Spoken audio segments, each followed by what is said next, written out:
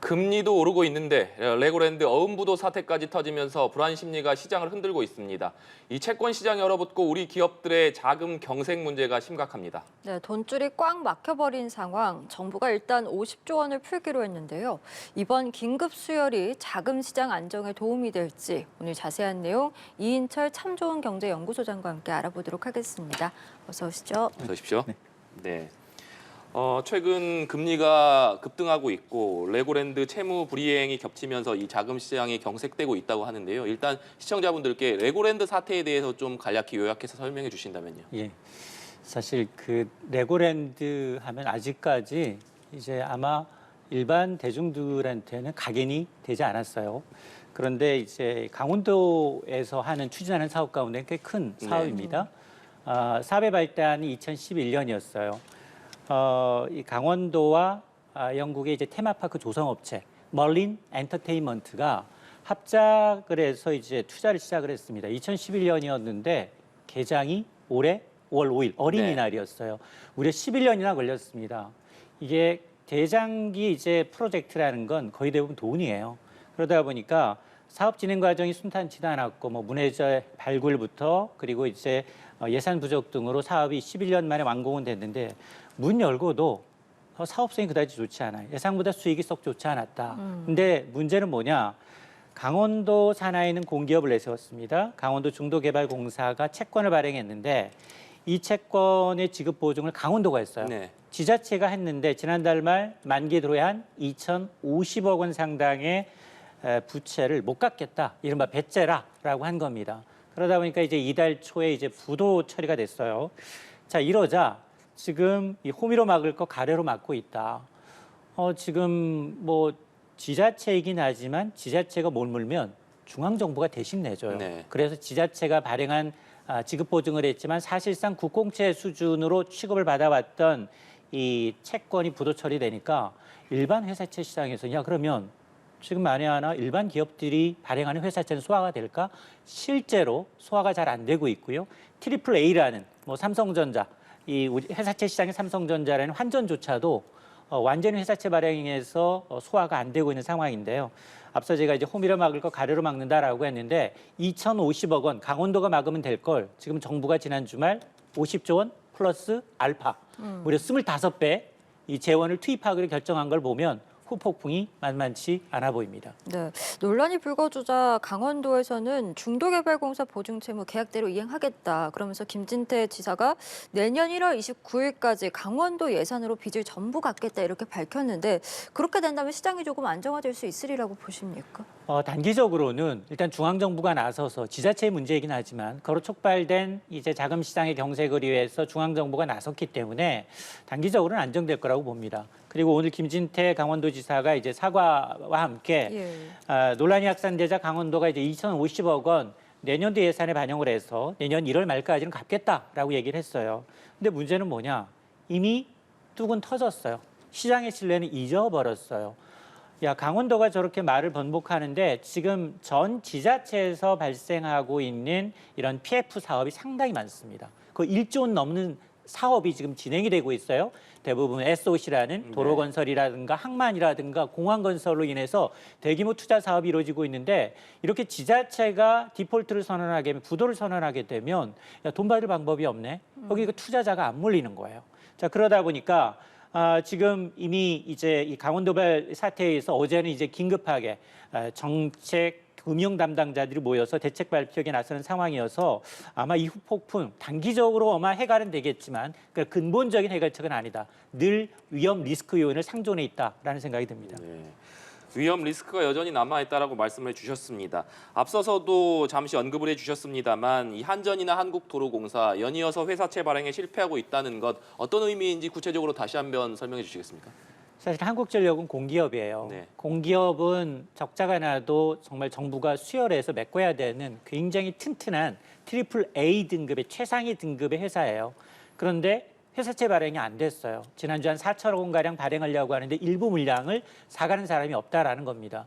근데 한전 입장에서 보면 올해만 전기요금 3번 올렸는데 전기요금 감안한다 하더라도 누적된 적자가 어마어마합니다. 시장에서 회사채를 발행해서 빨리 이제 자금을 조달해야 되는 상황인데 한전뿐만이 아니라 한국도로공사도 트리플 A에 해당하는 최고 우량 등급인데 1,000억 원어치 회사채 발행이 실패했습니다. 자, 그러다 보니까 야, 여기다가 금리 더 줄게요. 5% 이상, 최고 등급이 5% 이상은 상당한 거거든요. 지난해만 하더라도 2% 네. 내외로 발행이 가능했는데 5% 이상 준다고 해도 사려는 사람이 없는 겁니다. 정상적인 상황이라면 이런 회사채는 주로 몇 천억, 몇 조 단위이기 때문에 이게 만기 2월이라고 하죠. 롤오버. 아유 그냥 사인만 다시 하세요. 네. 만기 1, 2년 더 연장해 드릴게요가 돼야 되는데 만기 연장 고사하고 이제 안 받을 테니까 지금 빨리 원금 되돌려주세요라는 상황으로 바뀌고 있거든요. 그러다 보니까 이렇게 긴 만기가 긴 3년짜리도 그런데 주로 우리 기업어음은 91일 이하 단기 자금 조달 시장이거든요. CP의 경우에는 지금 91일짜리가 4% 금리를 돌파했어요. 네. 이게 1월만 하더라도 1% 중반이었어요. 자, 그러다 보니까 이 4% 단기 CP 금리가 4%를 초과한 건 지금 2009년이고 13년 만에 처음인데 그만큼 기업들이 지금 이 자금 조달 시장에서 자금을 조달하기가 상당히 어려워 있다. 이른바 이제 자금 경색이 굉장히 심해지고 있다라는 걸 알 수 있는 대목입니다. 예, 고금리 속에서 현재 회사채 시장의 경색은 말씀해 주신 것처럼 불가피한 상황인데 결국에 이번 레고랜드 사태가 불난집에 기름을 부은 격이다. 앞으로 시장 불안은 더 심각해질 것이다라고 전망을 하면 되겠습니까? 어떻게 맞습니다. 좀 보십니까? 우리가 매번 한은의 빅스텝에 따라서 예금 금리 5%고요. 전세대출 금리가 7%로 올랐습니다. 금리 오른다는 소식을 늘 전해드렸는데 회사채 시장도 불안했어요. 그러다가 이번에 레고랜드 사태가 트리거가 됐다. 정말 화약고에 불을 붙인 격이 돼버렸는데요. 사실 지자체가 보증하는 채권마저도 부도가 나게 되면 일반 기업들이 발행한 채권의 경우는 거의 거들떠보지도 않습니다. 특히 지금 현재 13개 지자체에서 총 26개 프로젝트가 진행 중에 있어요. 이게 한 1조 700억 원 상당인데 앞서 제가 뭐 도로라든가 항만이라든가 건설에 지금 쌓이고 있는데 이건 과연 안전하겠는가? 강원도마저 디폴트를 선언하는데 문제는 이제 만기 연장 안 되고 모두가 만기에 상환을 요구하게 되면 지자체는 결국 못 갖게 되고요. 중앙정부가 지금처럼 나서야 되는 상황이거든요. 이게 굉장히 안 좋은 나쁜 선례를 만들었다라는 점에 대해서 아마 이제 이 책임자들이 좀 관련 책임자들에 대해서 나중에 아마 책임론이 불거질 수도 있는 대목입니다. 네. 지금 이렇게 말씀하신 대로 자금이 경색된 상황에서 가장 부실화가 우려되는 곳이 지방의 이 프로젝트 파이낸싱이라고 하던데 이것이 어떤 의미인지를 좀 말씀해 주시면 좋겠습니다. 부동산 프로젝트 파이낸싱이라는 게 사실 어디를 개발할 때부터 땅 매입부터 시작을 해서 개발하는 데까지 수년이 걸리니까 이게 전부 자금이거든요. 네. 처음부터 큰 막대한 자금 조달이 어렵기 때문에 미래 성과, 미래 분양 실적을 담보로 해서 돈을 끌어당기는 겁니다. 자, 근데 문제는 뭐냐? 그동안은 부동산 시장이 너무 좋았고요. 제로 금리 시대였거든요. 네. 지난해 8월 이전만 하더라도 부동산 시장이 호황이니까 너나 할 것 없이 여기에 뛰어들었어요. 특히나 중소형 증권사들, 대형 증권사들이 너나 할 것 없이 정말 황금알을 낳는 거위처럼 네. 이 사업에 뛰어들다 보니까 그 사이에 1년 2개월 만에 기준금리가 2.5%포인트 올랐잖아요. 네. 금리가 바뀌면서 상황이 반전됐고요. 또 이미 아파트 건설 사업의 PF도 초대형, 초우량이라고 하는 단군 일의 최대 건축 사업이라고 하는 둔촌 제공도 지금 우여곡절 속에 6개월 만에 재건축 진행이 됐는데, 재개관 됐는데 당장 자금 마련을 위해서 사업비 대안대출, 프로젝트 파이낸싱을 진행을 했는데 이게 다 채워지지가 네. 않았어요. 8,250억 원이 다 채권 발행에 소화를 못하다 보니 건설시공사 4개사가 십시일반으로 이걸 지금 메워야 되는 상황이에요. 이러다 보니까 여기에는 현대건설, 현대산업개발, 롯데와 대우가 포함이 돼 있는데 여기 롯데가 문제예요. 롯데는 이거 지금 한 1,500억 원에서 2,000억 원 정도 이제 개발비 내야죠. 그리고 내년 일반 분양 전까지 사업 분양 n분의 1 해야 되는데 이게 안 되니까 2,000억 원 정도 유상증자했어요. 네. 거기다 안 되니까 모기업인 롯데케미칼의 SOS 나 좀 도와줘. 5,000억 원 또 수혈했어요. 그러다 보니 이 지금 롯데건설은 비상장사지만 시공건설 능력 8위 기업이거든요. 예. 그러니까 시장 증권 찌라시에서는 뭐 이제 이니셜로 무슨 그룹이 위험하다. 중소형 건설사뿐 아니라 여기 돈을 대진 네. 증권사들까지도 흔들릴 수 있다. 이런 루머가 지금 나돌고 있거든요. 그래서 이제 금융당국은 굉장히 이 루머를 빗대서 루머 때문에 이제 이렇게 좀 불안을 좀 재촉하는 것에 대해서는 엄단하겠다라고 이제 놓고 있는 상황인데 그러다 보니 지금 뭐 중소형 증권사들, 건설사들, 주가 여기다 리츠라고 해서 간접 투자 방식이거든요. 소규모 이제 개인 투자들도 부동산 프로젝트에 간접 투자할 수 있는 방식이 리츠인데 이 리츠까지도 줄줄이 52주 신저가를 기록하고 있는 상황입니다.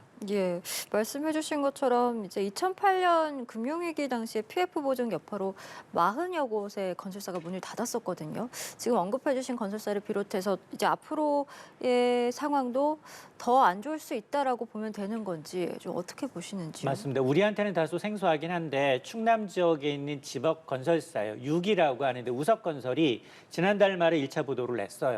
자, 그러면서 지금 부도난 기업 수를 좀 따져봤어요. 과거처럼 과연 PF 여파로 40여 개 건설사가 무너졌을까? 지금은 그 정도까지는 않아요. 근데 시작 단계다라는 걸 알 수 있는 게 지금 대한건설협회에 따르면 국내 종합건설사 가운데 부도를 맞이한 업체가 지난해는 전국적으로 단 2곳. 예. 근데 올해는 7월 말까지 7곳으로 늘었어요.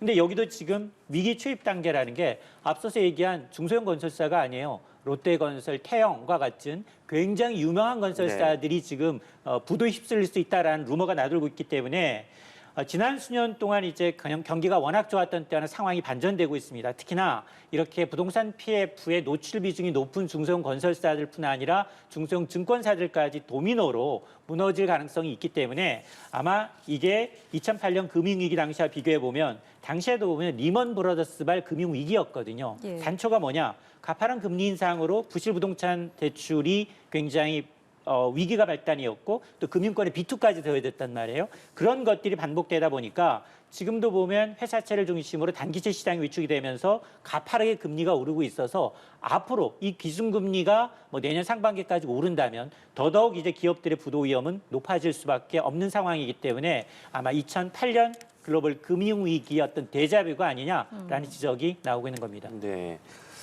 말씀해주신 대로 상당히 우려스러운 상황인데 그렇다면 PF 프로젝트 파이낸싱이라던가 여기에서 비롯된 어떤 부실 우려들이 금융권 전체로 좀 번질 가능성은 좀 어떻게 보시는지 궁금합니다. 사실 거기까지는 가지 말아야죠. 그래서 아마 어제 긴급 이제 비상경제대책회의를 통해서 50점 플러스 알파를 투입을 한 거고요. 근데 이제 부동산 PF 잔액만도 거의 한 110조, 150조에 육박하거든요. 네. 그러니까 이것도 만만치 않아요. 근데 지금 요번에 풀었다는 건 50조 원 플러스 알파 수준이거든요. 근데 과거 저축은행들이 아마 이제 PF 대출 때문에 혼쭐이 났어요. 저축은행 사태를 촉발했는데 이번엔 증권사들이 굉장히 많이 몰려 있습니다. 부동산 경기 좋을 때는 이게 황금알을 낳는 거위인 거 맞지만 이게 오르면 대출 이자 먹죠, 수수료 먹죠. 그러다 보니까 이 비중이 점점 커졌는데 네. 지금은 금리가 오르죠. PF 대출 만기 연장도 안 되고 있는 상황입니다. 부도 위험이 높아지게 되면 PF 대출 비중이 높은 중소형 증권사들은 부도 가능성을 맞을 수밖에 없는 상황입니다. 자, 물론 일부 과장된 측면도 있어요. 그렇다고 하더라도 이제 금융시장의 신뢰를 깨지 않겠다라는 게 이제 금융당국의 목표이고 아마 이제 50조 원 규모의 안정화 대책이 나왔기 때문에 단기적으로 회사채 시장에 조금은 자금 경색은 어느 정도 해소가 되겠지만 문제는 부동산 경기가 과연 계속해서 이렇게 침체되면 네. 방법이 없습니다. 금리가 계속 오르면 누구래도 이제 아마 이제 이 채권에 대해서 거들떠보지 않는 시대가 올 수밖에 없는 상황이거든요. 그러니까 장기전에 대비한 근본적인 대책이 좀 필요하다는 생각이 듭니다. 네, 근본적인 대책이 필요한 이런 상황에서 지금 한국은행이 또 최근에 물가를 좀 잡기 위해서 말씀해주신 것처럼 금리를 계속 오르고 있잖아요. 시중에 유통되는 돈이 만약에 말라버리면 또 기업들의 줄도산 우려도 있는 상황이라서 이게 하는 입장에서는 딜레마 같은 것 같습니다. 맞습니다. 이게 정책의 미스매치예요. 이건 또 영국하고 조금 우리가 이제 오버랩 되는데요. 영국이 어땠습니까? 물가 높은데도 중앙은행이 금리를 올리는데도 경제 수장이 나서서 굉장히 감세 정책, 돈 풀겠다라고 했거든요. 네. 근데 지금 보면 정부는 지금 자금시장 경색으로 시장을 돈으로 풀고 한은은 지금 고인플레이션 때문에 오히려 물가를 잡기 위해서 금리를 올려야 되는 상황이거든요. 물론 한은도 지금 골몰을 앓고 있어요. 과연 우리가 미국의 이제 이 다음 달 이제 빅스텝 혹은 자이언트 스텝을 감안해서 우리가 빅스텝으로 가야 될 것이냐 아니면 이제 베이비 스텝으로 가야 될 것이냐를 고민하고 있는데 만에 하나 이 문제를 그대로 방치하게 되면 앞서 제가 이제 중소형 건설사 위험합니다. 그다음에 증권사 위험합니다. 금융위기로 전이될 가능성이 있기 때문에 이게 또 경기를 둔화시킬 수 있다라는 빌미가 되기 때문에 아마 자이언트 스텝이냐 빅스텝이냐 그동안은 미국의 눈치를 보기를 바빴다면 지금은 이 변수 하나가 더 생긴 거예요. 네. 과연 이런 단기 자금 안정 시장이 해소가 될 거냐? 과연 정말로 빅스텝을 갔을 때 이 시장이 굉장히 충격을 받지는 않을까? 이런 점이 아마 또 하나의 이제 체크 포인트가 된 겁니다. 예, 알겠습니다. 저희 오늘 말씀은 여기까지 듣도록 하겠습니다. 지금까지 이인철 참좋은경제연구소장과 함께 이야기 나눠봤습니다. 오늘 말씀 고맙습니다.